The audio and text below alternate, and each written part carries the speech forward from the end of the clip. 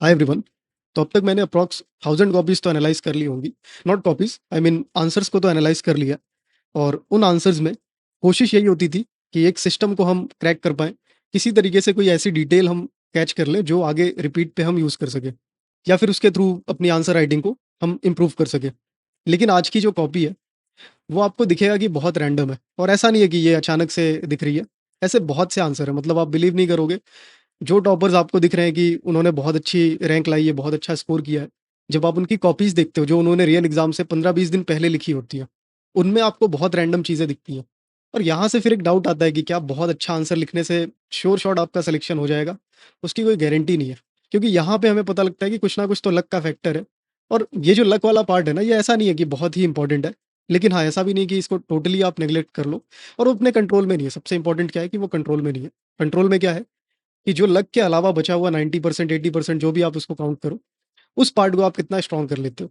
उसको इतना स्ट्रॉन्ग कर लो कि लक वाला जो पार्ट है उसको ओवर पावर आप कर जाओ। क्योंकि यहाँ पे आज जो कॉपी मैं आपको दिखाने वाला हूँ, उससे आपको समझ आएगा कि बहुत अच्छा आंसर नहीं है, लेकिन स्कोर अच्छा आया उनका, और रैंक बहुत अच्छी आई है। तो ऐसे में लक का फैक्टर कुछ ना कुछ तो होता होगा। और ऐसा भी नहीं कि इन्होंने बहुत लेट आंसर लिखे हैं। एग्ज़ाम से 20 दिन पहले अगर कोई ऐसे आंसर लिख रहा है, यानी कि 20 दिन में बहुत ज़्यादा नहीं आप चेंज कर सकते, तो थोड़े बहुत फैक्ट वगैरह आप एक्स्ट्रा डाल सकते हो। आपकी जो लिखाई है उसका पैटर्न आप चेंज नहीं कर सकते, उसका स्ट्रक्चर आप चेंज नहीं कर सकते। तो कॉपीज़ को देख लेते हैं और उस पार्ट को हम लोग एड्रेस कर लेते हैं, जो लक वाला पार्ट है या फिर जो रैंडमनेस है कॉपीज़ में, उसकी बात कर लेते हैं। लेकिन उससे पहले ये समझ लो, हमने एक आंसर राइटिंग का स्ट्रक्चर डिज़ाइन किया है, जहाँ पे ये जो सारे रैंडमनेस है उसको हम कट करने की कोशिश कर रहे हैं। और कोशिश यही है कि आपके पास एक सिस्टम हो, एक स्ट्रक्चर हो, और उसकी आप इतनी प्रैक्टिस कर लो कि लक को आप ओवर पावर कर पाओ। तो उसकी डिटेल्स आप ले सकते हो, कमेंट सेक्शन में आपको टीम का हैंडल मिल जाएगा। वो आपको सारी डिटेल्स बता देंगे, और आने वाले कुछ टाइम में आपको उसकी और डिटेल्स भी यहाँ पे चैनल पे डेडिकेटेड वीडियो के थ्रू मिल जाएगी। तो ये वीडियो हम स्टार्ट करते हैं, और क्या टॉपर कॉपी होने वाली है, उसको देख लेते हैं। तो ये टॉपर्स हैं, आप रोक के इनकी डिटेल्स चेक कर सकते हो। आज का जो क्वेश्चन होने वाला है, जीएस 2 का क्वेश्चन है। Rote learning and neglect of creativity in foundational education setup in India make it less ready for market places that are now driven by artificial intelligence. Question कोई बहुत टफ नहीं है, लेकिन हाँ, इसको आंसर करने में दिक्कत हो सकती है, क्योंकि जनरली इस तरीके के क्वेश्चन जीएस 2 में पूछे नहीं जाते। इसके बाद है, do you agree with this view, substantiate your argument. अब यहाँ पे आप देख रहे हो कि जो क्वेश्चन है, कोर क्वेश्चन क्या है, ये जो भी यहाँ पे इन्होंने कहा कि रोड लर्निंग की वजह से क्रिएटिविटी खत्म हो रही है इंडिया के अंदर, और जो AI driven market places grow हो रहे हैं या फिर इमर्ज हो रहे हैं, उसमें इंडिया कहाँ पे स्टैंड कर रहा है, या फिर उसमें इंडिया कहीं ना कहीं पीछे है। क्या आप इससे एग्री करते हो? इसके दो तीन तरीके हैं। या तो आप एग्री करोगे, या तो आप एग्री नहीं करोगे। ये दो तरीके हो गए सिंपल से। या तो फिर आप पार्शियली एग्री करोगे, या पार्शियली डिसएग्री करोगे। ये आपको करना है इस क्वेश्चन के अंदर। अगर आप एग्री करोगे तो कुछ आप पॉइंट्स दोगे, अगर आप डिसएग्री करोगे तो कुछ पॉइंट दोगे, और सिमिलरली अगर आप पार्शियली एग्री या डिसएग्री करते हो, तो उन दोनों के लिए आप पॉइंट्स रखोगे। अब यहाँ पे ये पार्ट बहुत इंपॉर्टेंट है, सब्सटैंशिएट योर आर्गुमेंट।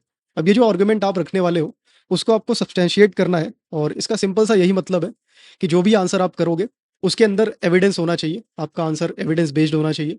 ऐसा नहीं कि आपको लग रहा है कि एआई जो है ओवर पावर कर देगा किसी चीज़ को, या किसी सेक्टर को, या किसी जॉब को, तो आपने वो लिख दिया। ऐसा नहीं है। आपको अपने आंसर को किसी ना किसी एविडेंस बेस्ड फैक्ट या डेटा या रिपोर्ट के साथ उसको प्रेजेंट करना होगा। तो ये क्वेश्चन की डिमांड है, बहुत बेसिक सा क्वेश्चन है। इतना कुछ टफ है नहीं जितना यहाँ पे आपको लग रहा है। 10 मार्क्स के लिए आंसर करना है। देखते हैं कैसे इन्होंने अप्रोच किया। इस साइड आपको दिख रहा है कि इंट्रोडक्शन स्टार्ट होता है। बेसिक सा इंट्रोडक्शन है। नेशनल एजुकेशन पॉलिसी कैसे शिफ्ट कर रहा है, जो रोट लर्निंग है उससे क्रिएटिविटी की तरफ कैसे जा रहे हो आप, उससे इन्होंने स्टार्ट किया। दूसरे साइड अगर देखोगे, यहाँ पे इन्होंने मेंशन किया, as per ILO reports AI threatens 23% of the jobs worldwide. ठीक है, ये भी एक डेटा है कि 23% के आसपास जो है जॉब्स, उनको थ्रेटन कर रहा है एआई।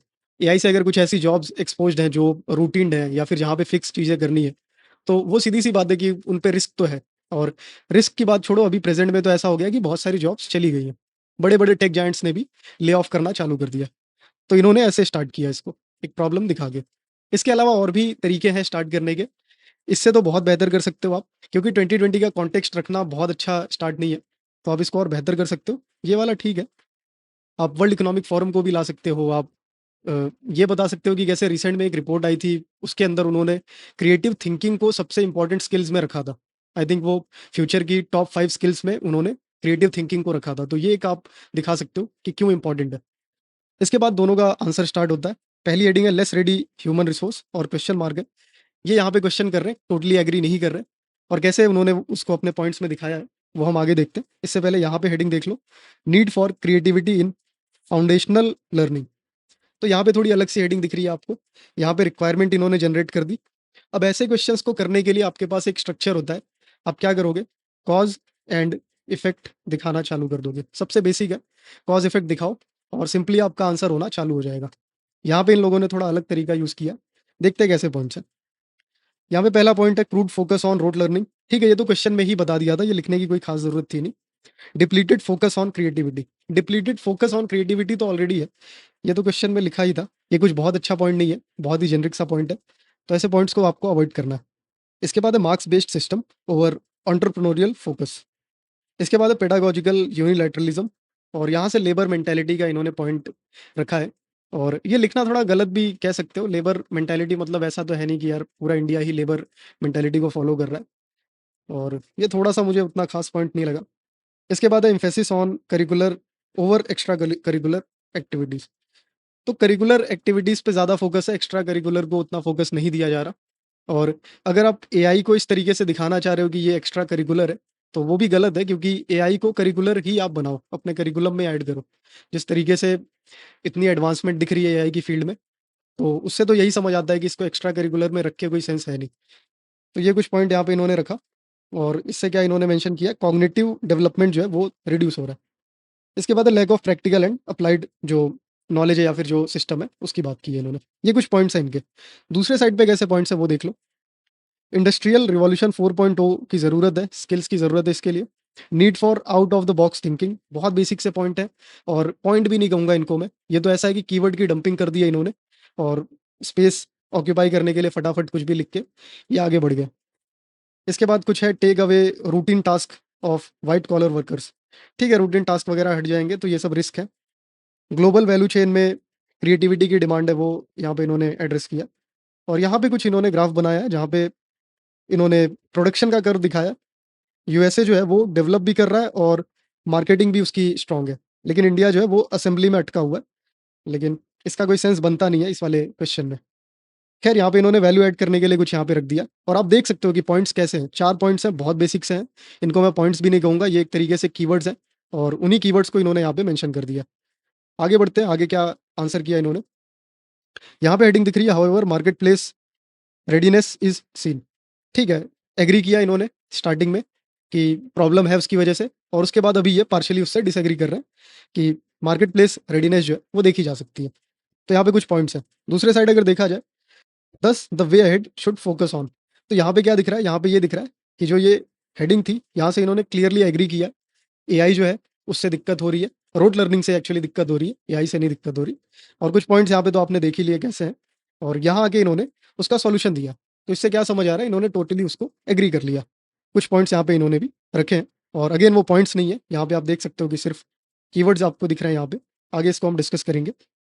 यहाँ पे पहला पॉइंट है, फॉर्च्यून 500 में कुछ 16 सीईओज जो हैं वो इंडियन है। अब ये पॉइंट गलत है, क्योंकि इंडियन सीईओज नहीं है, वो इंडियन ओरिजिन के हैं, और दोनों में बहुत बड़ा डिफरेंस है। तो ये पॉइंट तो फैक्चुअली गलत है। इसके बाद है introduction of stem and flexible learning. ठीक है, फ्लेक्सिबल लर्निंग और स्टेम, इसका बहुत अच्छा इंडिया के अंदर आपको दिखता है कि वेटेज है।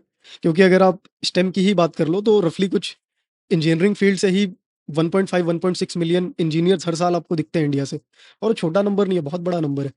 तो इंट्रोडक्शन ऑफ स्टेम जो है एक अच्छा पॉइंट है। आप सब्सटेंशिएट कर सकते थे कुछ रिपोर्ट लगा के कि कुछ 15-20 लाख लोग जो है वो रफली इंजीनियर बनते हैं इंडिया के अंदर हर साल। इसके बाद है India is largest user of AI. हाँ, ये भी अच्छा पॉइंट है, लार्जेस्ट यूजर है एआई सर्विसेज का। येट हमारे पास कोई एआई प्लेटफॉर्म नहीं है अपना स्ट्रॉन्ग। खैर, वो अलग पॉइंट है। और उसके अलावा ये भी आप बता सकते हो कि डिजिटाइजेशन भी बहुत ज़्यादा हुआ है पिछले कुछ सालों में, तो वो भी एक अच्छा पॉइंट हो सकता है। फिर अगला पॉइंट है लोकलाइज्ड मॉडल मेकिंग। कुछ ना कुछ काम तो चल रहा है, ऐसा नहीं है कि इंडिया टोटली जो है बैकफुट पे है। सर्वम एआई हमारे एंड से है, लेकिन कुछ बहुत खास है नहीं। मतलब अगर हम कंपेयर करें ओपन एआई या फिर और इससे ग्रॉक या फिर क्लाउड से, तो बहुत बहुत ही पीछे है। तो ये कुछ आपको दिख रहा है कि पॉइंट है इनका। इसके बाद creation of Atal thinking labs. Thinking labs बनी है, और ये एक अच्छा इनिशिएटिव है।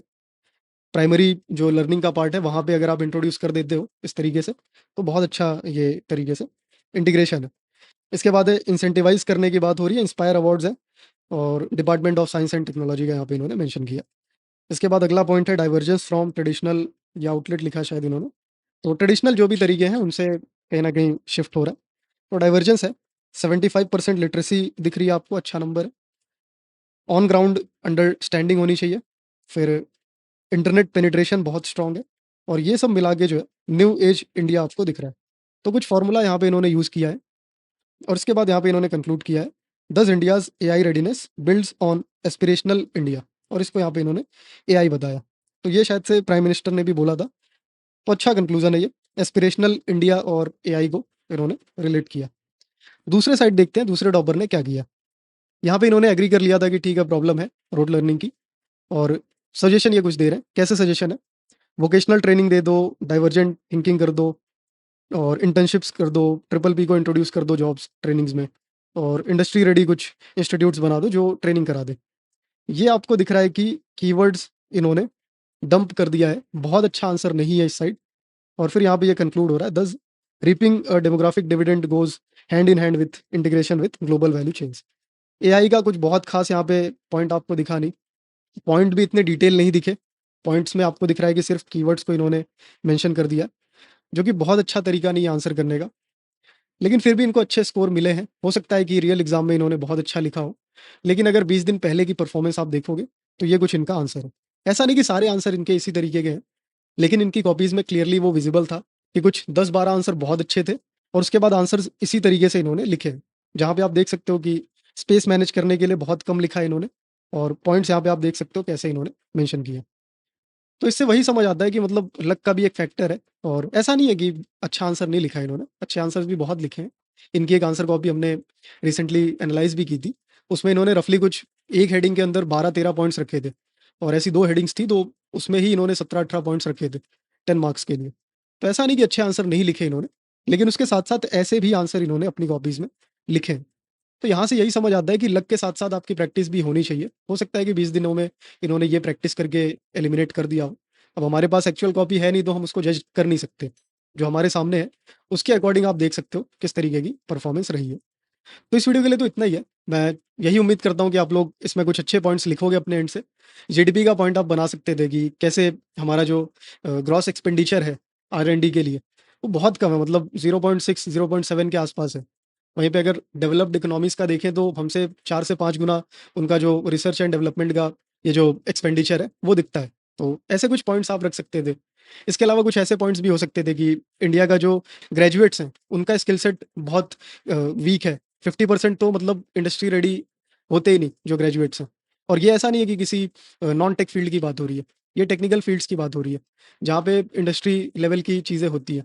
तो ऐसा कुछ करिकुलम है कि ये सारी चीज़ें नहीं हो पा रही। तो ये कुछ आप कर सकते थे पॉइंट मेंशन और मैं यही उम्मीद करूँगा कि आप लिखोगे तो ये सारे पॉइंट्स मेंशन करोगे और इसको लिखना चालू कर दो, ऐसे क्वेश्चंस को लिखो, उसको कंपेयर करो टॉपर्स से, देखो आप उनसे कैसे बेहतर हो पा रहे हो। अगर आप ये नहीं करोगे तो बहुत मुश्किल है, क्योंकि हर साल आपको दिख रहा है कि 250-300 टॉपर्स जो है, वो रिपीट पे एग्ज़ाम देते हैं और सेलेक्ट भी हो जाते हैं। तो ऐसे में आपका नंबर तो बहुत पीछे है और मेंस वाले जो हैं वो ऑलरेडी झंडा गाड़ के बैठे हैं, तो अब आप समझ सकते हो कि आपको मेहनत तो करनी पड़ेगी। तो इसी के साथ इसको एंड करते हैं और अगर आपको लगता है कि स्ट्रक्चर्ड आंसर राइटिंग करनी है, कमेंट सेक्शन में आपको टीम का हैंडल मिल जाएगा, एक बार उनसे कनेक्ट कर लो।